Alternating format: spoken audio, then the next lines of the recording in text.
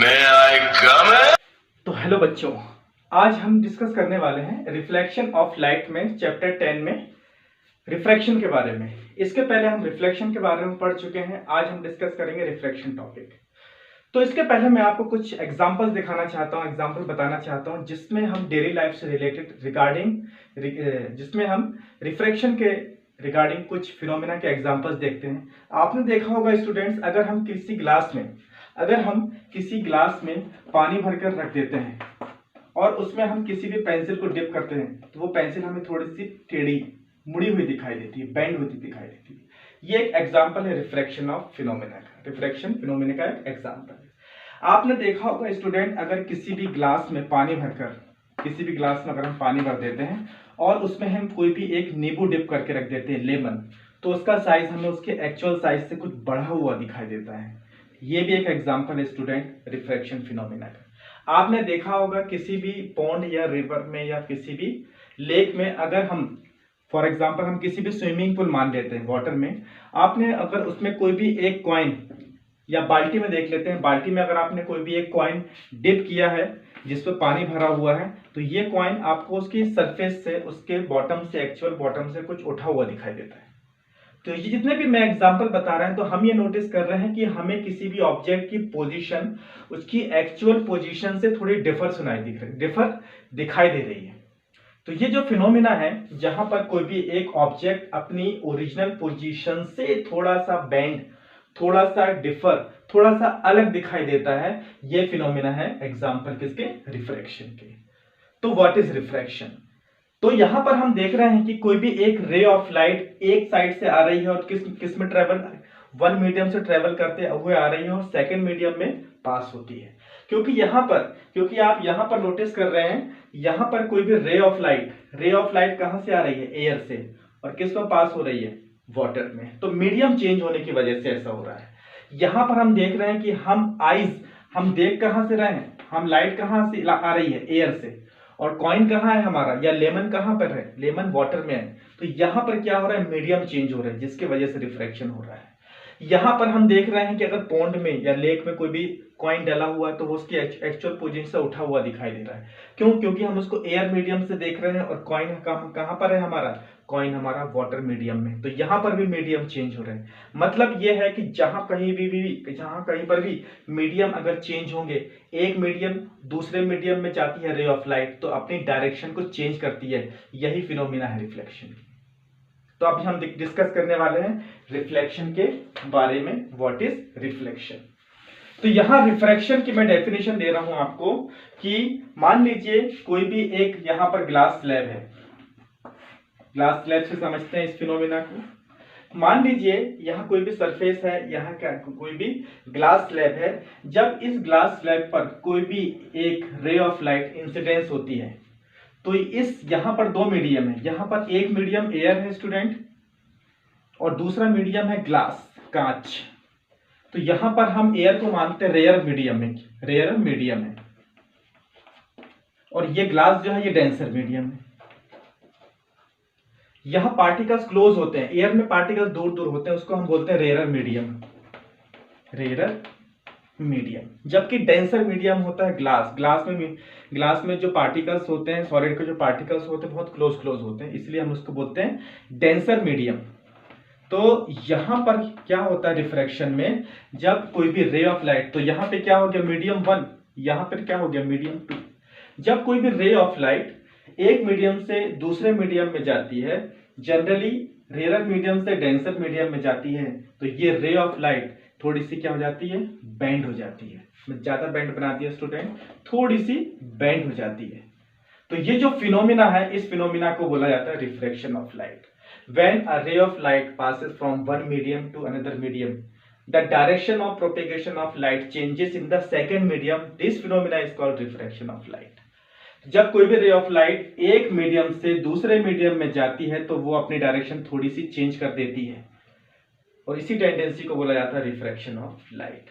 तो ये कितना बैंड कर रहा है आप यहां देख सकते हो। अगर ये बैंड नहीं होती तो ये लाइट कैसे जाती? ये लाइट सीधी जाती। इतने एंगल से क्या हो गई है? ये डेविएट हो गई है, रिफ्रैक्ट हो गई है। तो इस रे को बोला जाता है, जो इनकमिंग होती है, इस रे को बोला जाता है इंसिडेंट रे। इंसिडेंट रे, और जो रिफ्रैक्ट हुई है इस रे को बोला जाता है रिफ्रैक्टेड रे, रिफ्रैक्टेड रे। और इंसिडेंस और रिफ्रैक्टेड रे जिस पॉइंट पर मिलते हैं वहां हम एक इमेजिनरी परपेंडिकुलर लाइन ड्रॉ करते हैं जिसको बोला जाता है नॉर्मल। नॉर्मल इस सरफेस पर क्या होता है, परपेंडिकुलर होता है। ये सरफेस कहलाती है इंटरफेस, जहां दो फेस होती हैं, एक फेस है हमारा एयर, दूसरा फेस है ग्लास। ये दोनों जहां पर जिस पॉइंट पर जिस सरफेस पे आकर मिलती है उस सरफेस को बोला जाता है इंटरफेस। तो यहां पर आप देख रहे हो कि यहां पर इंसिडेंट रे, रिफ्रैक्टेड रे और नॉर्मल मिल रहे हैं, वहां पर कुछ एंगल बन रहे हैं ये। तो एंगल इंसिडेंस रे और नॉर्मल के बीच में जो एंगल है उसको बोला जाता है एंगल ऑफ इंसिडेंस। उसी प्रकार से रिफ्रैक्टेड रे और नॉर्मल के बीच में जो एंगल है that is R, that is called angle of refraction. तो यहाँ पे ये दोनों एंगल हैं और यहाँ पे ये तीनों लाइट आती है। अगर हम देखते हैं तो यहाँ पर हम डेफिनेशन देख चुके हैं, ठीक है। तो इंसिडेंट रे आई, मीडियम में आने पास रिफ्रैक्ट हो गई ये फिनोमिना, डेविएट हो गई ये फिनोमिना, रिफ्रैक्शन ऑफ लाइट कहलाता है।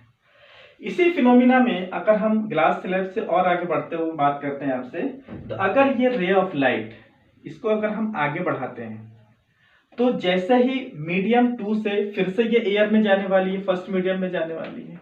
अब यहाँ का मीडियम क्या हो गया, यहाँ का मीडियम हो गया रेयर मीडियम, यहाँ का मीडियम हो गया रेयर मीडियम। और पहले लाइट फर्स्ट मीडियम से एयर से ग्लास में आ रही थी, अब ग्लास से जा रही है एयर में। तो जैसे ये लाइट आएगी तो ये लाइट जितने एंगल से डेविएट हुई थी उतने ही एंगल से क्या हो जाएगी, वापस निकल जाएगी। तो ये वाली जो लाइट है, ये जो रे कहलाती है, ये कहलाती है हमारी इमर्जेंट रे, ये इमर्जेंट रे बनेगी,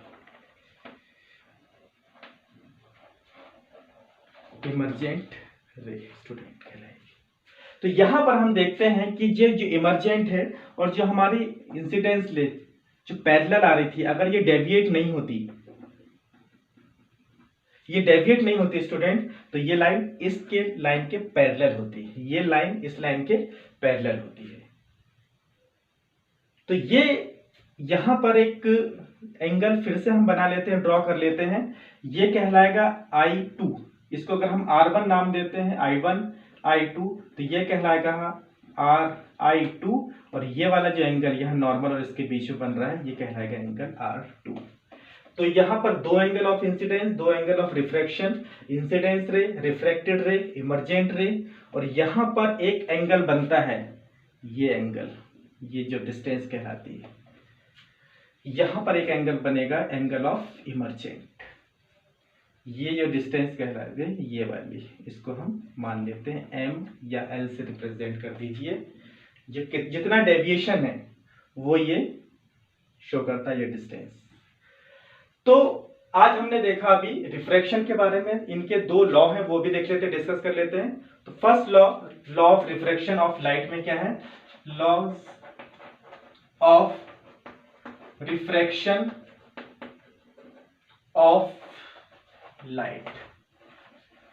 तो फर्स्ट लॉ देख लेते हैं, what is the first law. First law says that कि incident ray, refracted ray and normal all lies on the same plane. तो ये लॉ बिल्कुल रिफ्लेक्शन के जैसा ही है कि व्हेन पासेस होती हैं रेज, तो यहां पर incidence ray, second one is refracted ray and third one is normal, all lies on the same plane, same plane.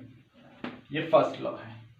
Incidence ray, refracted ray और नॉर्मल सभी क्या होते हैं, एक प्लेन पे होते हैं, एक ही पॉइंट ऑफ इंसिडेंस पर होते हैं। ये फर्स्ट लॉ है। अब सेकंड लॉ में हम देख लेते हैं कि यहां पर आप देख रहे हैं कि यहां पर दो एंगल बन रहे हैं। मैं इसको यहां लिख लेता हूं, रिफ्रैक्टेड रे, रिफ्रैक्टेड रे। यहां पर दो एंगल बनते हुए देख रहे हैं, I and R, angle of incidence I, angle of refraction R। तो सेकेंड लॉ ये बोलता है कि the ratio of sine of angle of incidence and that of sine of angle of refraction is always constant, is always constant. मतलब sign I और sign R की जो value निकालोगे हर बार अलग अलग एंगल के निकालोगे, वो एंगल हमेशा, वो वैल्यू हमेशा कांस्टेंट आएगी, ये वैल्यू चेंज नहीं होगी। तो इस जो लॉ को है, इस लॉ को बोला जाता है Snell's law. Snell's law refraction के लिए दिया था, इसलिए इसको बोला जाता है स्नेल्स लॉ ऑफ रिफ्रैक्शन।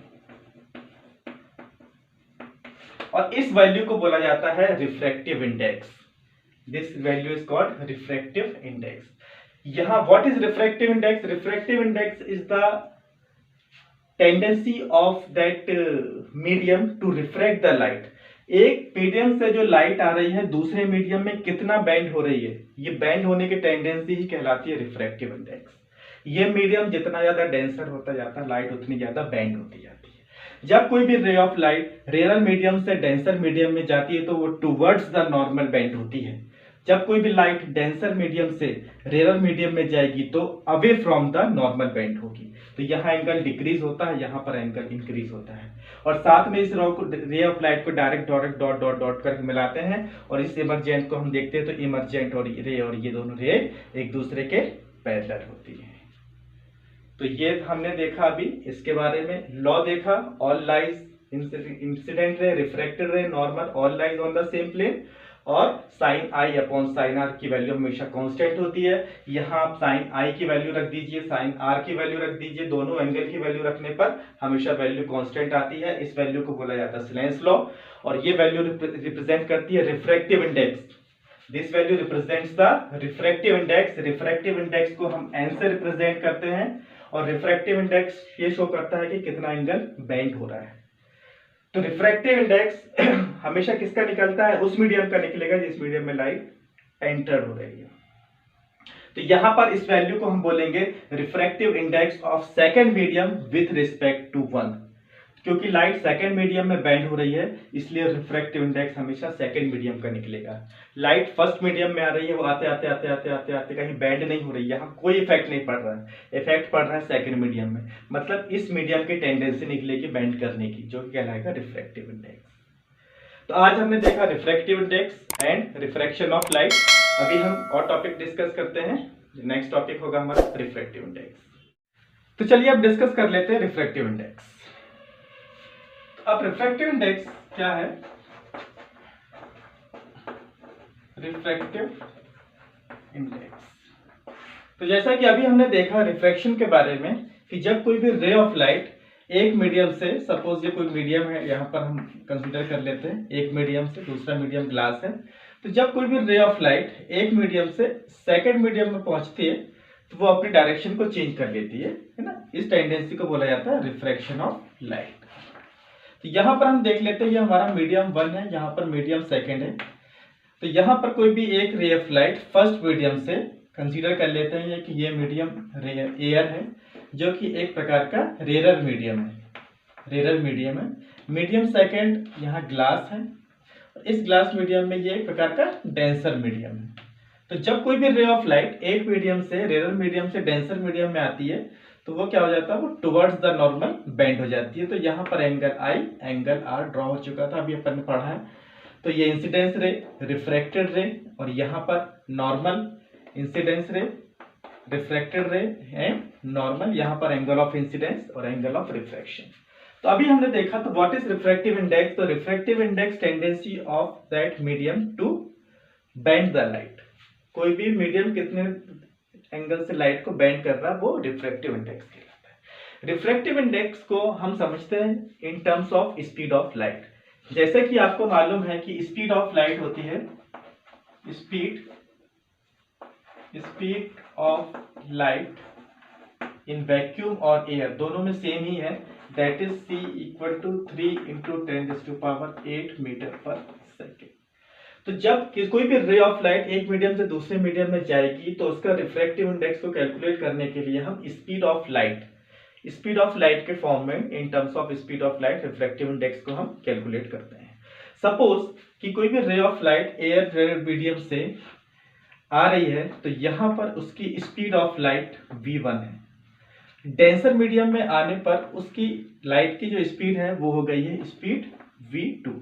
तो speed of light in first medium v1, speed of light in second medium v2। तो रिफ्रैक्टिव इंडेक्स को रिप्रेजेंट करते हैं n से। तो रिफ्रैक्टिव इंडेक्स निकलता है सेकंड मीडियम का। तो refractive index of second medium with respect to first will be equal to the speed of light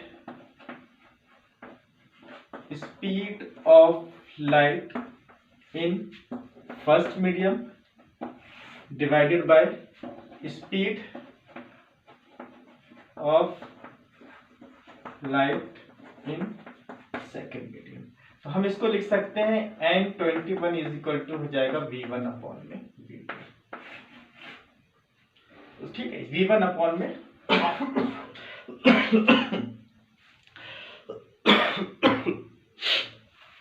sorry student. अब यहां पर देख लेते हैं। अब उसी प्रकार से अगर कोई भी ray of light second medium से अगर फर्स्ट मीडियम में जा रही है तो यहां पर यह मीडियम हो जाएगा फर्स्ट, या कोई भी रे ऑफ लाइट इस मीडियम से निकल कर बाहर की ओर जा रही है तो अगर हमको उसका रिफ्रैक्टिव इंडेक्स निकालना है तो रिफ्रैक्टिव इंडेक्स निकलेगा इस मीडियम का, क्योंकि रे ऑफ लाइट अब कहां से जा रही है, आपके डेंसर मीडियम से जा रही है और यहां पर away from the normal band हो रही है। तो यहां से जा रही है तो यह हमारा मीडियम हो जाएगा फर्स्ट, ये हो जाएगा मीडियम सेकंड उसके लिए। तो अगर हम निकालना चाहते हैं रिफ्रैक्टिव इंडेक्स इस प्रकार से, अगर कोई भी रे ऑफ लाइट डेंसर से लेसर में जा रही है, ये हो जाएगा डायरेक्शन हम अगर ऑपोजिट कर देते हैं इसका, तो रिफ्रैक्टिव इंडेक्स निकलेगा बाहर वाले मीडियम का, मतलब फर्स्ट मीडियम का विथ रिस्पेक्ट टू सेकेंड। तो यहां पर इसमें हो जाएगा रिफ्रैक्टिव इंडेक्स निकलेगा speed of light in second medium, या हम speed of light in second medium upon speed of light in first medium. तो इसको हम फॉर्मूले के रूप में कैसे लिखेंगे, दैट इज n, ये 12 हो जाएगा, will be equal to the v2 upon में v2। तो जब रे ऑफ लाइट यहां से आ रही है तो इसका रिफ्रैक्टिव इंडेक्स निकलेगा, और जब यहां से यहां जा रही है तो इसका रिफ्रैक्टिव इंडेक्स निकलेगा। दोनों मीडियम में स्पीड ऑफ लाइट का जो रेशियो है वही कहलाता है उसका रिफ्रैक्टिव इंडेक्स। जनरली फिजिक्स में जब हम कोई भी कैलकुलेशन करते हैं तो जनरली रे ऑफ लाइट जो आती है कहां से आती है, वो एयर में ही आती है, एयर में ही ट्रेवल करेगी, एटमॉस्फेयर में ट्रेवल करेगी या वैक्यूम में ट्रेवल करेगी। जनरली मैक्सिमम केस में जो मीडियम होगा वो हमारा क्या होगा, एयर, ज्यादातर केस में। और अगर नहीं दिया है तो हमको कंसीडर करना पड़ेगा speed of light either in air और वैक्यूम, दोनों में सेम ही रहती है, ये कंसीडर करके ये वैल्यू करेंगे। तो जनरल केस में हम ये मान के चलते हैं speed of light in any medium, तो मैं यहाँ पर m लिख दे रहा हूँ, किसी भी मीडियम में स्पीड ऑफ लाइट अगर दी है तो उसका फॉर्मूला हो जाता है speed of light in air और vacuum upon speed of light in medium, जो भी मीडियम में।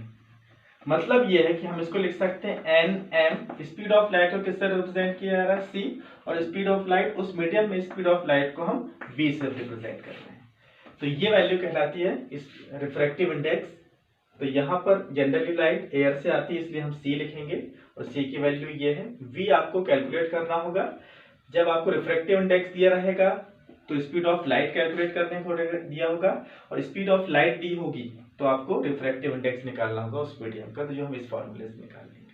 फॉर एग्जांपल अगर हम देखते हैं, अगर रे ऑफ लाइट वाटर एयर से अगर हम देखते हैं कोई भी रे ऑफ लाइट अगर एयर से वाटर में एंटर हो रही है तो वाटर का रिफ्रैक्टिव इंडेक्स निकलेगा। तो जो रिफ्रैक्टिव इंडेक्स हम वाटर का निकालते हैं उसकी वैल्यू आती है 1.33। ये एक रेशियो है, इसकी कोई यूनिट नहीं है।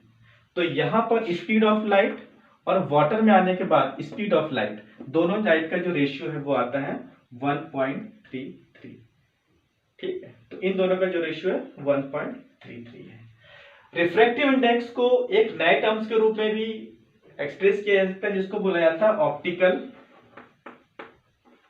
डेंसिटी। ठीक है, ऑप्टिकल डेंसिटी के रूप में भी रिप्रेजेंट किया जाता है। ऑप्टिकल डेंसिटी भी वही है। Optical density is the tendency of that medium to refract the light to bend the light.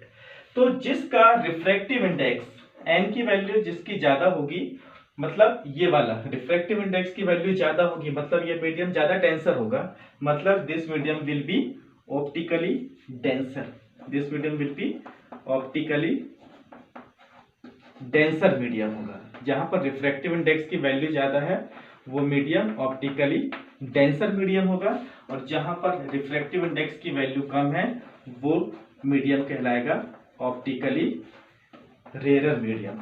Optically rare medium, optically rare medium. तो इस प्रकार से आज हमने रिफ्रैक्टिव इंडेक्स के बारे में देखा। अब नेक्स्ट वीडियो में हम आगे डिस्कस करेंगे टॉपिक्स। तब तक के लिए thank you so much and have a nice day students.